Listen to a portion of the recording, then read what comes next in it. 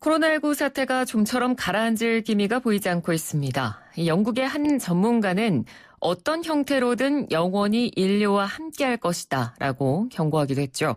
전 세계 코로나19 누적 확진자 수 2,314만여 명, 사망자는 무려 80만 명을 넘어선 상황입니다. 특히 의료 체계라든지 보건 시스템이 열악하다고 알려진 나라들이 더 걱정이죠. 자, 나우 인터뷰 오늘은 캄보디아 상황 현지를 좀 연결해서 살펴보는 시간을 준비해봤는데요. 코이카 캄보디아 사무소의 노현준 소장 전화로 연결돼 있습니다. 소장님 나와 계십니까? 여보세요? 예, 여기 있습니다. 저 캄보디아 사무소장 노현준입니다. 안녕하십니까? 네, 안녕하십니까? 지금 캄보디아가 몇 시쯤이 됐나요? 예, 지금 한국보다 2시간 느립니다. 7시 40분 정도 되었습니다. 아, 네. 캄보디아는 조금 이른 시간인데 전화 연결해 주셔서 감사하고요. 아마 청취자 여러분께서도 코이카 한국국제협력단에 대해서 한 번쯤은 들어보셨을 겁니다. 그리고 앞서 제가 소개해드리기를 소장님께서 코이카 캄보디아 사무소에 계신다고 말씀을 드렸는데 구체적으로 캄보디아에서 어떤 일들을 하고 계시는지 소개를 좀 해주시죠. 예, 설명드리겠습니다. 저희 코이카는 개발도상국이 경제적으로 그리고 사회적으로 발전하는 데 도움을 주는 일을 하고 있습니다. 여러 가지 사업 중에서 주요한 사업 3가지만 먼저 말해보겠습니다. 예. 첫 번째는 프로젝트 사업입니다. 프롬펜에 있는 그 국립종합병원 앙두엉병원이라고 있는데요. 네. 이 앙두엉병원에 이비인후과 병동을 짓고 있습니다. 그리고 또 저희가 잘 아는 앙코르와트 유적 복원 사업도 하고 있습니다. 이러한 프로젝트가 11개가 있고요. 두 번째는 연수생 초청 사업입니다. 여기서 연수생이라 하면 산업연수생이 아니고요. 정부 관계자입니다. 캄보디아는 크메르 루즈 정권에서 약 200만 명이 학살을 당하게 됩니다. 그래서 나라를 이끌어 나갈 인재가 많이 부족한데요. 이러한 인재 양성을 위해서 캄보디아 사람을 한국에 초청을 해서 각종 지식과 기술을 가르치고 있습니다. 그러나 코로나 사태로 현재 한국에 초청은 하지 못하고 캄보디아에서 온라인으로 진행하고 있습니다. 예. 세 번째는 우리 국민들께서 잘 아는 봉사단 파견입니다. 캄보디아 오지를 포함해서 곳곳에 2년간 봉사단원이 파견이 되어서 그 단원들이 주민들하고 정을 나누면서 봉사활동을 하게 됩니다. 이것도 지금 코로나로 단원들은 한국으로 전부 귀국을 했습니다. 기타 NGO 지원 사업 등도 있습니다만 이 자리에서는 설명을 생략을 하고요. 종합을 하자면 캄보디아가 필요한 것은 무엇이든 지원하면서 나누고 있습니다. 예. 그러니까 말씀해 주신 내용을 좀 종합을 해보자면 의료 사업 그리고 인재 양성, 오지의 봉사단 파견 이런 일들을 이제 주로 지금 진행을 하고 계시는데 소장님께서 언급을 해주셨습니다만 지금 이런 사업들이 올해 이 코로나19 사태 때문에 제대로 진행이 되지 못하고 있을 것 같습니다. 캄보디아도 예외는 아닐 것 같은데요. 캄보디아 지금 코로나19 상황은 좀 어떤가요? 예. 공식적인 수치상으로는 거의 통정국 수준입니다. 어제 기준으로 확진자가 273명이고 그중에 완치자가 263명, 사망자 0명입니다. 네. 참고로 인구는 1,600만 명이고요. 그런데 이제 저 같은 외국인들은 이게 진짜일까? 많은 의구심을 가지고 있습니다. 예. 그 이유는 한국처럼 방역이 철저하지도 않고 보건의료 시스템이 매우 열악하기 때문에 의심이 좀 많이 됩니다.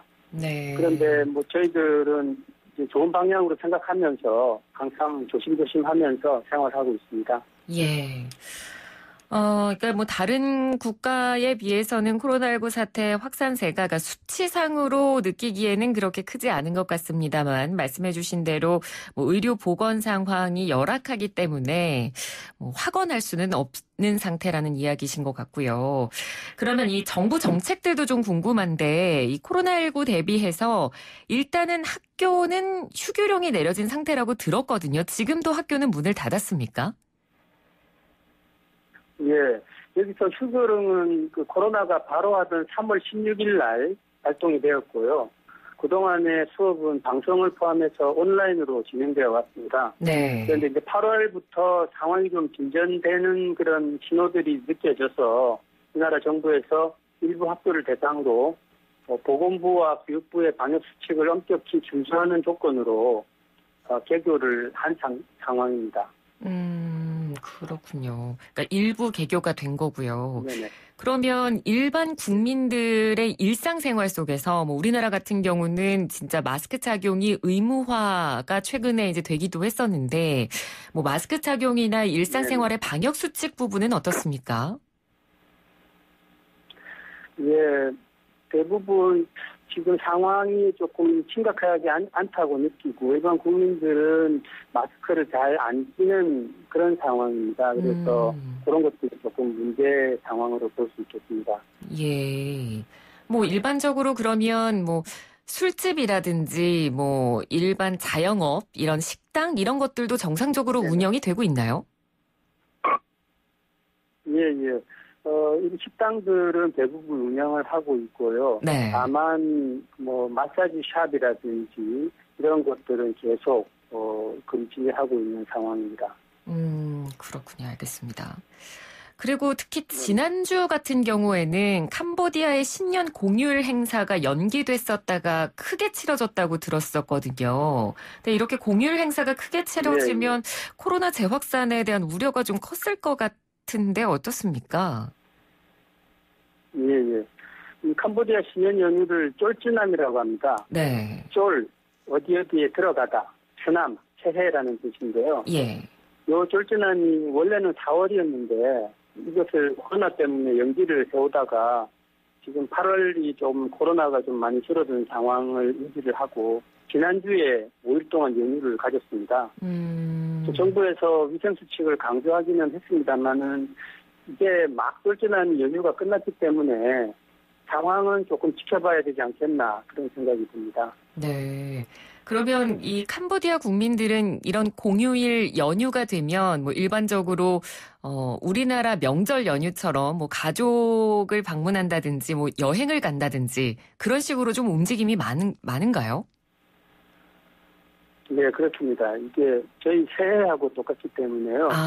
자기 고향에 가서 가족들을 만나고 하게 됩니다. 민족 대이동이 일어나게 되는 것이죠. 그러니까 이번 그 공휴일 연휴도 코로나19 사태임에도 불구하고 눈에 띄게 그러면 이동이 많이 늘어난 모습을 볼 수 있었겠네요. 예, 저희는 이제 캄보디아 프놈펜 수도에 있는 프놈펜에 있었는데 네. 프놈펜의 교통이 보통은 복잡한데 많이 좀 한가한 그런 상황으로 봐서는 뭐 대부분 다 가족 방문을 하러 가지 않았나 이런 생각이 들었습니다. 예, 알겠습니다. 저희가 이 캄보디아 연결 방송 준비를 하면서 자료를 좀 찾아보니까 캄보디아가 이 국내 총생산에서 관광업이 차지하는 비율이 제법 높더라고요. 2018년 기준으로 보니까 32.8% 정도를 차지하는데 코로나19 사태 때문에 그런 관광업이 굉장히 타격을 많이 받았을 것 같거든요. 어떻습니까? 예, 그렇습니다. 저희가 캄보디아 하면은 앙코르왓이 생각나는데요. 네. 그래서 관광업이 GDP에서 차지하는 비중이 매우 큽니다. 그래서 이번 코로나 사태로 인해 가지고 관광객이 대폭 감소가 되었고 이로 인해 가지고 호텔, 식당, 여행업 등이 큰 어려움을 겪고 있고요. 아울러 봉제 공장들도 문을 닫아 가지고 많은 여성들이 일자리를 잃었습니다. 또한 그 이웃나라 태국, 베트남에서 일하던 캄보디아 사람들이 일자리를 잃고 귀국을 했습니다.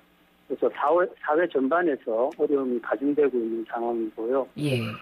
그리고 캄보디아 정부의 연간 예산이 한 80억 불, 우리나라 돈으로 한 10조 정도 됩니다. 그런데 이것이 내년에는 40억 불로 줄어든다고 하니까 그 어려움이 참 크게 느껴질 것 같습니다. 네.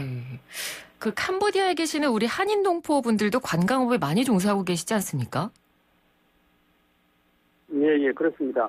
앞서 말한 것처럼 앙코르왓에 우리 관광객은 1년간 한 25만 명 정도가 방문을 하고 있고요. 중국에 이어서 2위입니다. 그래서 많은 한인들이 관련 업종에서 일하고 있으신데요. 이번 코로나로 인해서 한인업체의 95%가 휴업했다고 들었습니다. 참 안타까운 현실입니다. 그렇습니다. 굉장히 경제적으로나 뭐 여러 가지 면에서 우리 한인 동포분들도 피해를 많이 입으실 것 같은데 사실 이런 어려운 상황에 있기 때문에 이 코이카의 역할이 더 중요하겠다는 생각이 듭니다. 아무래도 코이카 하면 국제협력이라는 단어가 자연스럽게 떠오르기 때문에요. 캄보디아에서도 뭐 앞서서 코이카가 지금 하는 역할들을 몇 개를 언급을 해주셨습니다만 코로나19 사태와 관련해서 캄보디아 현지에서도 지금 여러 역할들을 하고 계시죠? 예. 이번에 주신 질문에는 성견진영이라는 표현을 한번 써보고 싶습니다. 네. 캄보디아 사무소는 2017년부터 2019년까지 3년 동안에 코로나와 같은 감염병을 예방하는 사업을 해왔습니다. 300만 불 투입이 되었고요. 이 사업으로 역학조사관 60명을 양성을 했는데요. 이 역학조사관들이 지금 캄보디아에서 코로나 방역에 큰 역할을 하고 있습니다. 이 사업을 올해부터는 850만 불로 늘려서 2차 사업을 시작을 하게 됩니다. 네. 그리고 두 번째로는 올해 이 코로나 상황에 직면해서는 캄보디아 코로나 대응 지정병원에다가 마스크, 수술용 장갑과 같은 방역물품을 지원을 했고요. 그리고 이어서 우리 그 우수한 진단키트가 있지 않습니까? 예. 진단키트도 지원을 했습니다. 그리고 지금은 또 우리 그 우수한 장비이면서 캄보디아에서 꼭 필요한 워크스루, 음악 영상과 같은 방역물품 지원을 추진을 하고 있습니다. 네. 그래서 이러한 지원들에 대해서 캄보디아 정부가 코이카에게 직접 감사 인사를 전하기도 했다고 들었는데요. 예, 맞습니다. 캄보디아 보건부 장관님께서 보건부 장관님께서 직접 저희 정부에 진심 어린 감사를 표명을 했고요. 네. 기타 여러 교육부에서도 감사를 표명을 하고 있습니다. 이번 코로나 지원을 통해서 느낀 거는 우리 대한민국의 브랜드가 몇 배 정도 높아진 것을 느낄 수 있어가지고 일하면서 참 기쁘고 가슴이 뿌듯합니다. 예, 그러실 것 같습니다. 예, 사실 이렇게 여러 가지 지원 활동을 펼치고 계십니다만 캄보디아의 의료 체계 자체가 사실 대한민국이나 여타 선진국과 비교했을 때는 열악한 부분이 있기 때문에 아직 부족한 부분들도 좀 많이 느끼실 것 같은데요. 그래서 100% 안심할 수 있는 상황도 아니고요.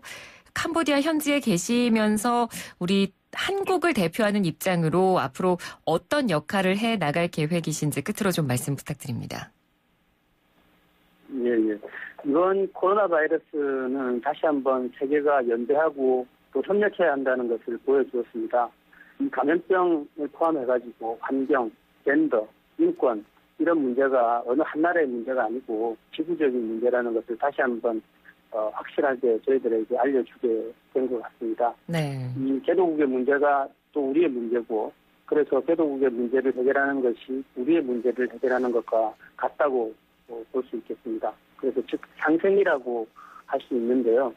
앞으로 저희 캄보디아 코이카 사무소는 당분간은 코로나 조치에 집중을 하고 이후에는 보다 적극적으로 캄보디아하고 우리나라가 같이 상생할 수 있는 일들을 많이 찾아 나가도록 할 예정입니다. 예, 알겠습니다.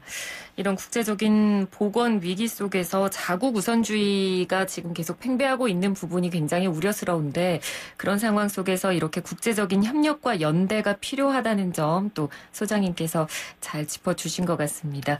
소장님 오늘 말씀 감사드리고요. 건강하게 잘 계시기 바랍니다. 고맙습니다. 예, 감사합니다. 네, 지금까지 노현준 코이카 캄보디아 사무소장 전화 연결해서 캄보디아 현지 상황 들어봤습니다.